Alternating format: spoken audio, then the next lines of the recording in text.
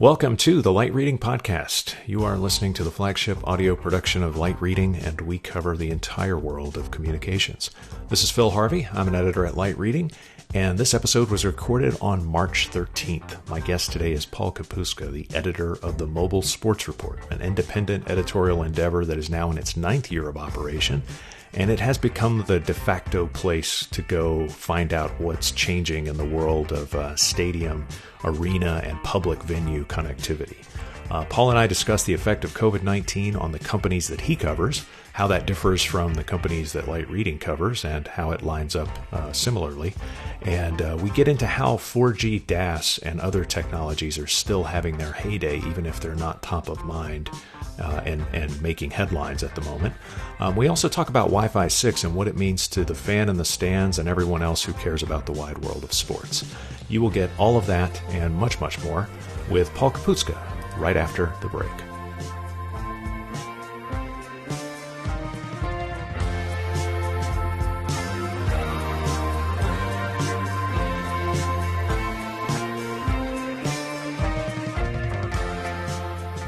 Welcome to the Light Reading Podcast. Paul Kapustka, the editor of the Mobile Sports Report. Hello, Paul. Hello, Phil. How are you, buddy? I'm well. No coughing, no fever, and well stocked on toilet paper. That is all good to hear. I didn't need to know, but that is very good to hear. You know, COVID-19 is obviously forcing the closure of the postponement of sports in general. I was going to say, I was going to start naming the sports, and then I was like, well, they're all kind of canceled, aren't they? They are all kind of canceled. It was inevitable. And it's really, ideal in sports. I know you like sports. Everybody likes sports. But, like, if we ever needed that wake-up call to just remind us that sports is just a distraction at best. I mean, it is a huge business. It is part of people's livelihoods, and, a lot of people are actually going to suffer business-wise, but at the end of the day, you just can't justify when you're trying to flatten the curve, as they say, for the COVID spread and the possible spread of the disease. It just became inevitable. I mean, the dominoes just really started falling after the Utah Jazz player Rudy Gobert tested positive for the coronavirus, and then you just realize you can't.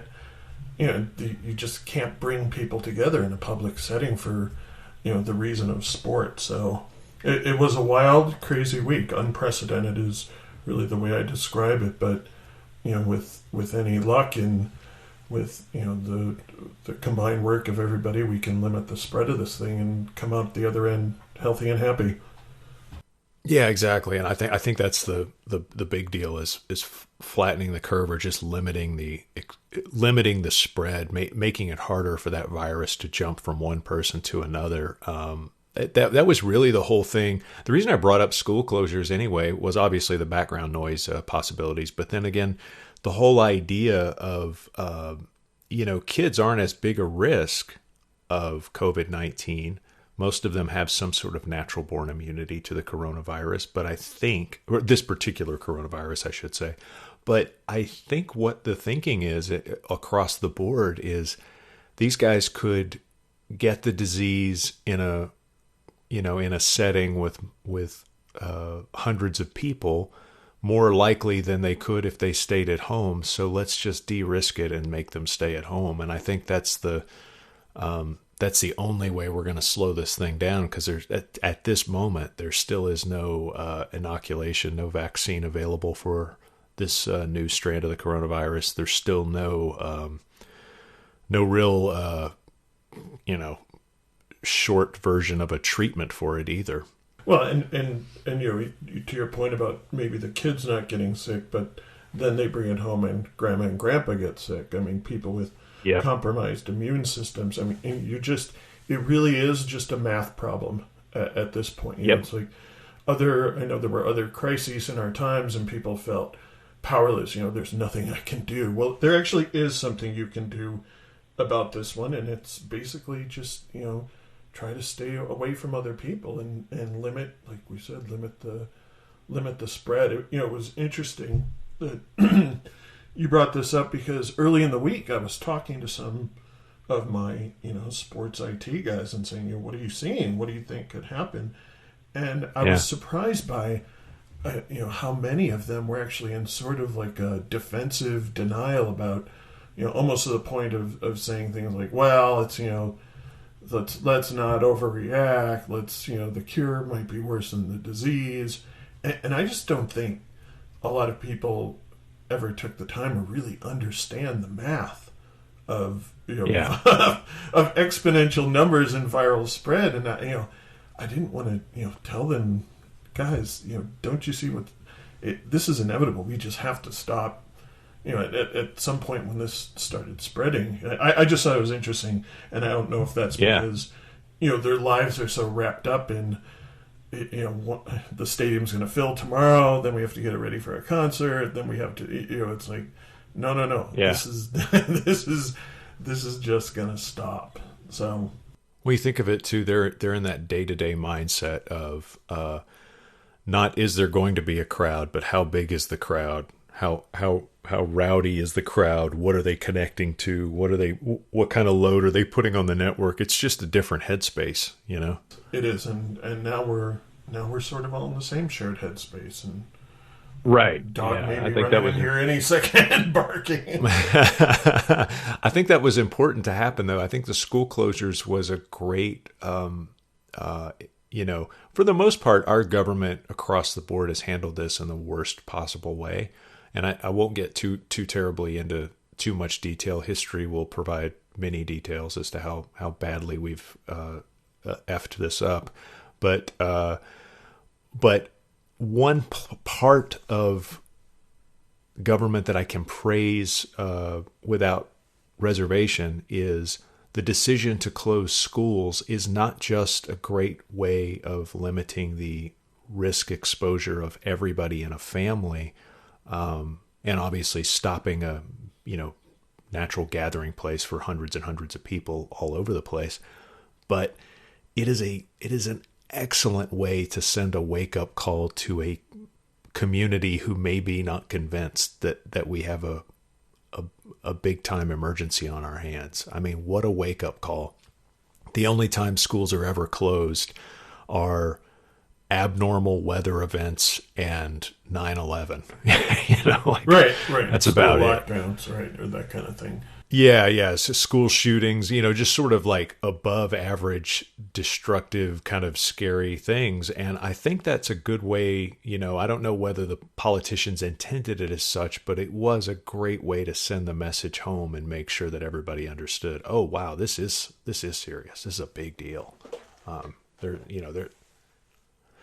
so anyway, let's get to the thing, the part of the world that you cover. So in the Mobile Sports Report, you are concerned with all manners of connected life in and outside of public venues, arenas, stadiums, and public places, and also just generally how technology is being consumed and consumed differently in those areas. Is that about right? That's good. What I like to say is all parts of how technology touches the fan experience, if you will. And Okay, yeah.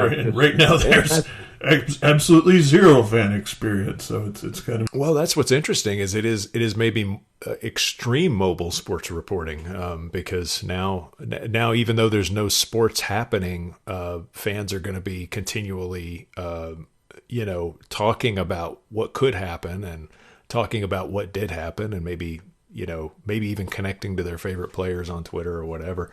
I was going to ask, what impact you see on the tech and connectivity businesses that do support these public venues, these stadiums, arenas, and so on, because the reason I'm curious about that is because in the telecom space, we're kind of in a weird parallel world where the fact that everyone's being sent home is actually pretty good for business, if I may be so crass, because they're using up that connectivity. They're maxing out their bandwidth at home. They're blowing away their data caps and so on and so forth.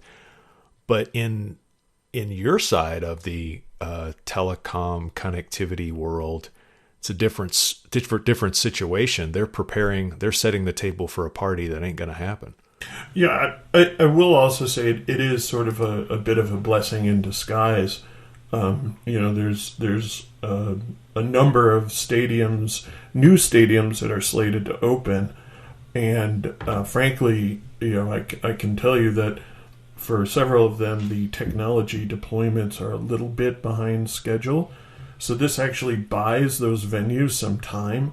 There was a couple in that were going to have, sort of like opening ceremony events fairly quickly here, and now, it gives them time basically to finish the buildings and finish putting in the network. So in some way, yeah, it's also a bit of a blessing for those who install network technologies. I mean, there's a lot of stadiums who would love to do upgrades. They would love to go out and fix equipment that's in the stands, but when you have an arena like a Staples Center that has 300 events a year, you just don't get off nights.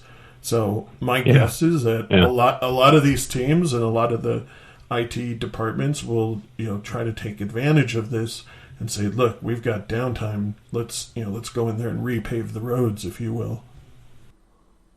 That's an interesting knock-on effect, but that's a pretty good one though, because it's like some of these persistent problems that can happen in public venues. Like, I mean, the Staples Center is a great example. That place is just never not on. It's always lit up. No off nights, basically. Yeah, and when you have a scenario like that, finding the time to do just even general maintenance has got to be the most challenging thing. Yeah, I would say probably one of the biggest challenges, if there is one, it's going to same that faces everybody, is just supply chains and delivery channels, right? I mean, if you were looking to get something like 1,400 Wi-Fi APs and they haven't been delivered yet and they're not on site yet, well, some other projects may be delayed. Just as a general, you've got to figure that there's going to be delays in shipping schedules and whatnot as the world economy basically grinds down to a very slow pace. Okay, well, let's take a quick break. We'll be right back with Paul Kapustka on the Light Reading Podcast.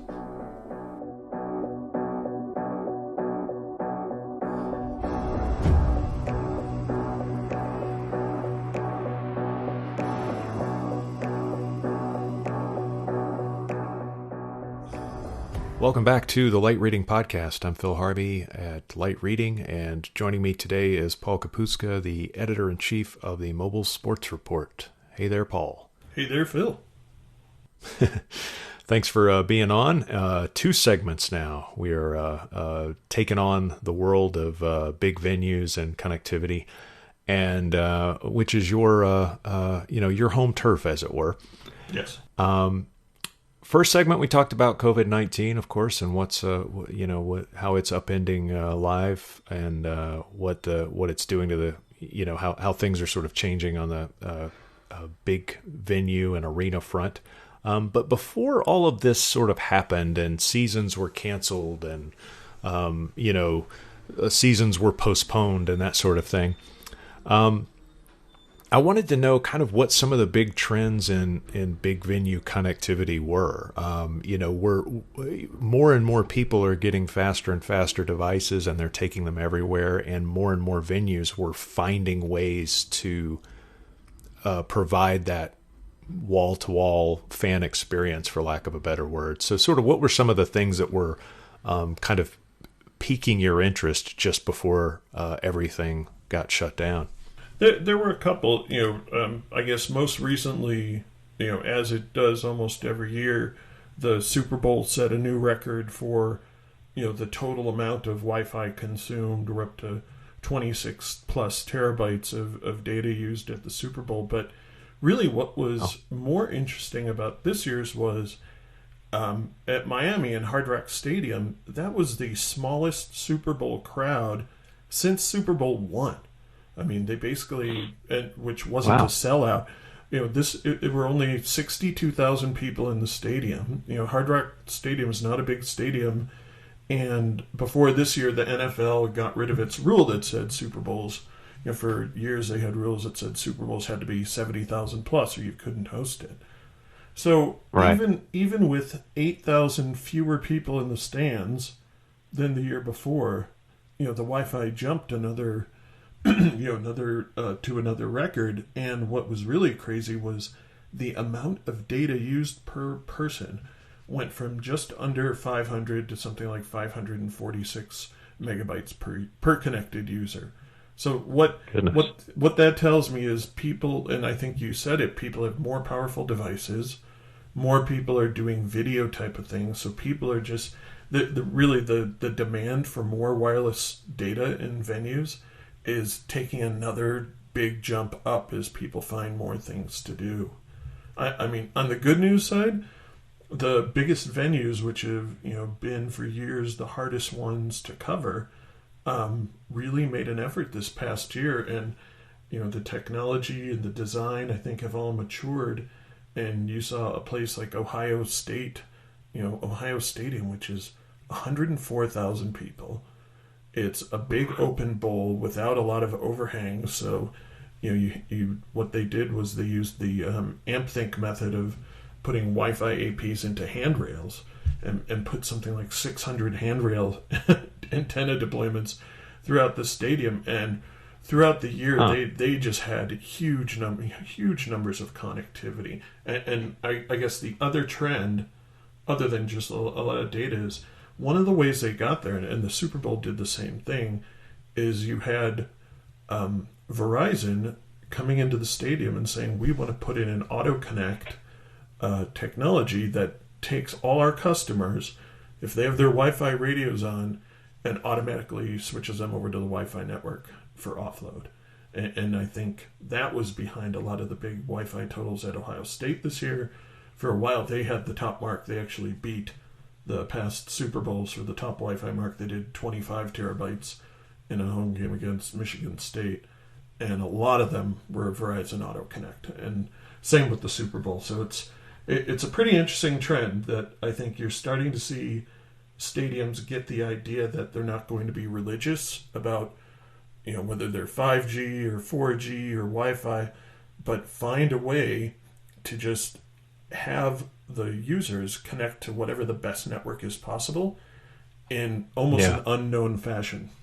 In that Verizon example, they're walk me through what's happening technically. So the user walks into the stadium. Of course, while they're out in the parking lot, they're on 4G LTE. When they get into the stadium, suddenly is all of their uplink is suddenly going to be via Wi-Fi?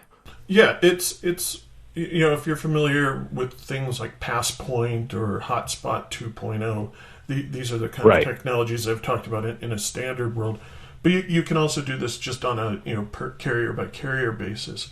And really, if you have your Wi-Fi radio on, and you have said, and a lot of times, sometimes you do have to log in once, but once you've logged in once or found the SSID, and I've had this happen to me because they have it at Empower Field at Mile High Stadium in Denver.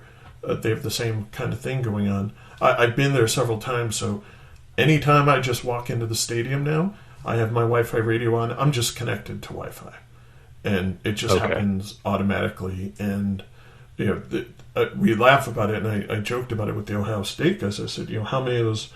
One game they had almost 70,000 people connected at one point to the Wi-Fi network, and I said, how many people actually knew they were connected to the Wi-Fi network? And we kind of laughed because I would guess that probably most of them never even knew.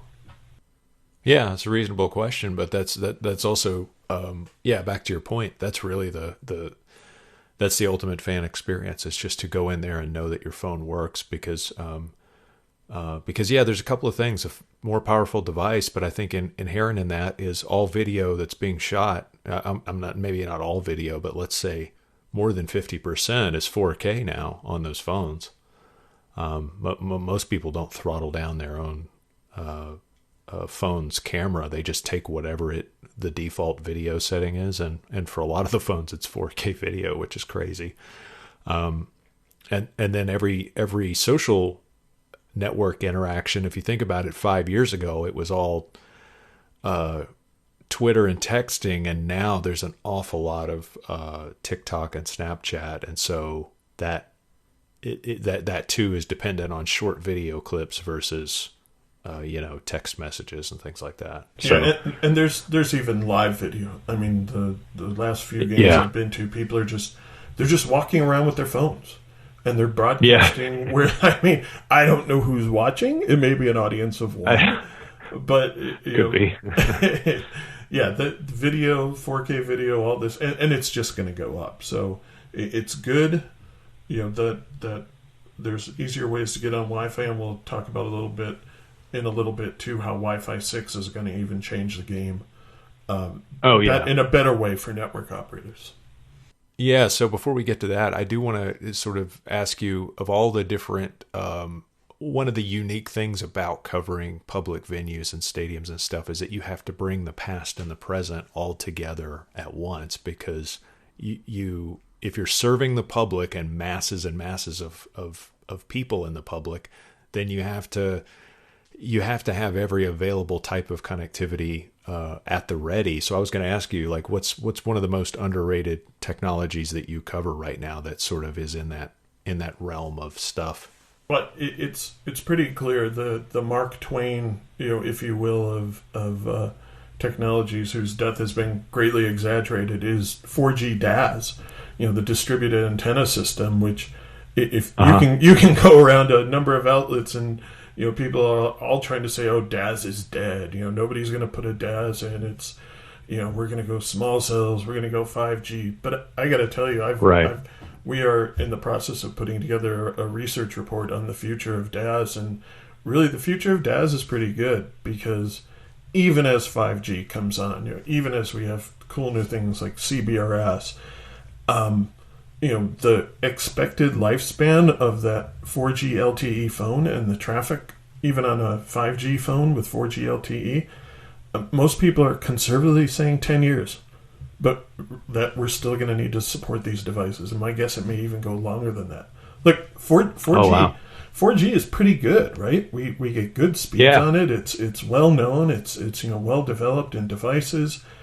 And frankly, to your point, if you have a venue of any size at all, and I'm talking, your general NBA type arena, Major League Baseball, the carriers have to play, because they have to be there. They can't have their customers saying, "Hey, I'm in MetLife Stadium and I can't get a signal. I'm at my Auburn game. Why can't I call out?" Because a lot of people still, and this is crazy in this day and age, but a lot of people still don't know how to turn on Wi-Fi on their phones.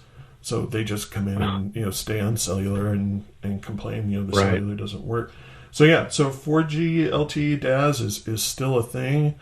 I would say going along with it is maybe underrated or not as much celebrated, is the sort of, everybody's figuring out that the more fiber you can put into a venue, the better. I mean, we know, right? We cover wireless. Like, it takes a lot of wires to make wireless work, and that's really true in stadiums. And you see with some of the newer ones, like I know the one we both were at this year, Dickies Arena down in Fort Worth. They put just an overload of fiber there, and it's fiber to the edge, and pushing active elements out to the edge as far as you can. It's a way of future proofing that's really smart. Yeah. And I guess it's unheralded, but it was sort of a new thing 3 or 4 years ago, but now it's really become sort of a standard. You just put in as much fiber as you can. Yeah, that makes sense, especially on the new build type stadiums where you have that option of being able to hide it and put it into the infrastructure. I was really impressed with Dickies Arena because it didn't look like it's a pretty plainly kind of plain looking stadium venue. There's really not that much remarkable about it. It's very, for that reason, it's incredibly versatile, and also for that reason, it's incredibly impressive how good the connectivity is, because it's so hidden. Like, you just don't see the wireless access points. You don't see conduit and other things like that anywhere. There's just no evidence that the thing is a high tech stadium until you start using your device, and then you're it really is going to be a case study going forward. People are going to go back to that and go, wow, that really was the right way to do it. Where I could see the change too is like, the connectivity between levels didn't flag one bit. You walk up and down the levels inside of Dickies Arena, and your connectivity was 4 bars all day long, Wi-Fi completely connected, no speed drops in between. So it's built for purpose. And I'll have to say I was there during I guess it was in February during the Fort Worth Stock Show and Rodeo. So it was I want to say half to 3/4 full arena almost every day for a solid, 2 weeks, 3 weeks, of rodeo activity. And, to hold up that kind of sustained, connected crowd, that's, you've got to have tons and tons of fiber. About the 4G DAS stuff, it is interesting because, not only are the phones going to continue to be relevant for another decade or so, but 4G phones, but I just think that this 5G small cell thing, I just don't think we've got the technology nailed down yet. I know Verizon and everybody brags about how great 5G is going to be in certain scenarios, but I just don't know that it's quite it's quite a good option in stadiums for a lot of reasons. Well, I would say that even more so than the technology, it's just a pure matter of real estate. When you the benefit of a DAS, is the distributed part of it, right? It's one antenna, and then everybody hooks in their RAN gear on the back end, and it saves you space because everybody uses the same end connection to the client. When you start getting into small cells, there's no such thing as a small cell DAS, right? It's everybody for themselves. And with 4 carriers, I guess we're going down to 3 now, but even with 3 carriers all trying to put their own equipment into a stadium, the rafters and the walls can get pretty cluttered up. There's one baseball stadium that I won't name, but they went small cell. I can name them. It's the Atlanta Braves, and they went small cell instead of a DAS, and it works well. But then you walk around and you see the gear placements, and it's there's 20 or 30 radios all in one spot, all vying together. Aside from aesthetics, not that many people look up into the rafters like telecom geeks like us do, but really you at some point you run out of real estate to hang all the wires, and then everyone's going to run around their own conduit. Everyone's going to want to take care of their own network, as opposed to a Dickies where AmpThink came in and had some unusual level of power and said, basically, we're going to put in one integrated fiber core and everything active is going to run off this. And it just, like you said, it just lends itself to orderly expansion, future-proofing. And that, frankly, I think that is what's going to keep DAS alive, because it simply is still the best way to get a multi-carrier deployment into a small space. Maybe not in smart cities, maybe not so in office buildings, but definitely for venues, DAS lives on. Excellent. So, what is the if it's not small cells, what is the connectivity of the future for venues, for public venues? But I'm really big on Wi-Fi 6, and for a lot of the reasons. I've always been a believer in standards and open standards, and letting the market compete on implementation and other things, and not on lockdown patent profits.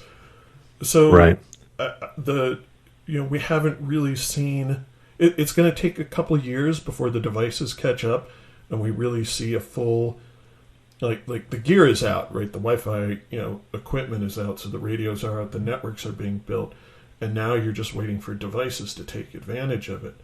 But when they do, the promise of it is just amazing. I mean, you're talking like 10x increases in just available bandwidth per client, because what it does is I don't want to get too deep into the weeds, but it basically, from what I've been told, again, we'd like to see this in practice and get some stats on it, but the ability to open up channel reuse and the ability to have things like 4x4 MIMO, it's just going to increase not just the amount of bandwidth each client can have, but it's going to increase the amount of clients that each radio can support.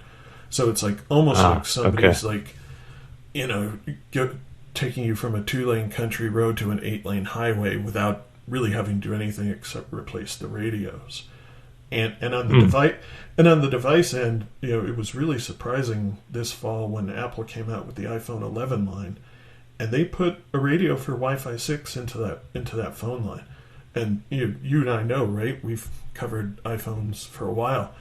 Apple's not the most. Apple doesn't push the envelope usually. They're usually, they were a year behind on LTE, just because. Look how long they're waiting on 5G. Right. So there's no 5G in the iPhone 11, but there is Wi-Fi 6. Yeah. So that to me is sort of like a tip off that, if Apple sees that as a benefit already, and at Oklahoma, which was really, they put in a Wi-Fi 6 network before the football season this year, and they're 100% Wi-Fi 6. They, near the end of the season, they were already seeing 2,000 Wi-Fi 6 devices on their network per game, which is pretty incredible if you think about it. It's like they were like already 10% of their fans were already connecting for Wi-Fi 6. So it may happen faster than we think. And then there's the whole the idea that they're opening up the 6 gigahertz band to Wi-Fi 6 as well. That's another just a whole nother boatload of spectrum, which even makes it more interesting. So I'm bullish on Wi-Fi 6. I think we're going to see 5G only because the carriers will bring it and they'll push it, and I think it has some interesting applications. But I think the technology that I'm really excited about is to see full Wi-Fi 6 networks and with a lot of Wi-Fi 6 devices on it, and see what happens. Yeah, that will be interesting. And maybe it's time to throw out the record book on download stats and things like that. I'll just say real quick, the Apple thing, what that signaled to me was both stability in Wi-Fi 6, but also it clearly is not zapping the battery as quickly as other technologies. Because if it were, Apple's pretty keen on managing expectations because they've been burned so badly with iPhones that can't stay charged as long as their competitors and stuff like that. Correct, and that is actually part of the new Wi-Fi 6 standard. There is actually a thing in there that it's called, I can't remember, something to do with wait time. It basically, instead of you having to ping all the time, it lets the radio just be on when it's making connections, and it reduces the power consumption and the power needs from the device by a huge factor. So yeah, I agree that that was probably something Apple saw and said, yeah, we're behind this.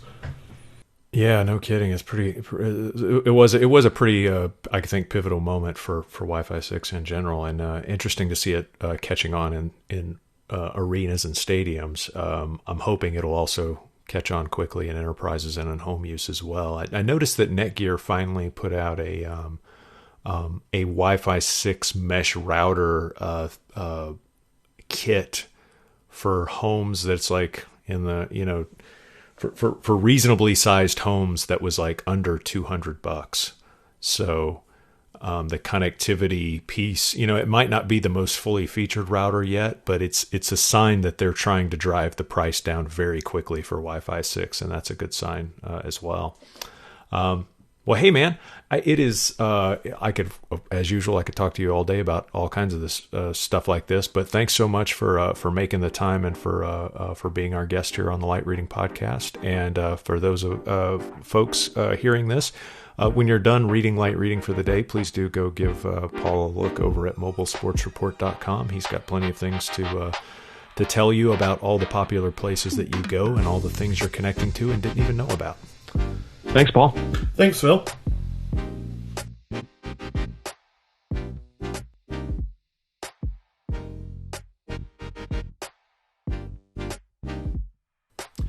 That is it. That's our show. Thanks so much to Paul Kapustka for his time and insights. Thanks to our production crew, Tien, for making us sound so damn good. Thanks to you, dear listener, because if you weren't paying attention, we would not be able to get away with doing all of this at work. And everyone, please tell a friend to subscribe, and we will see you the next time we do the Light Reading Podcast.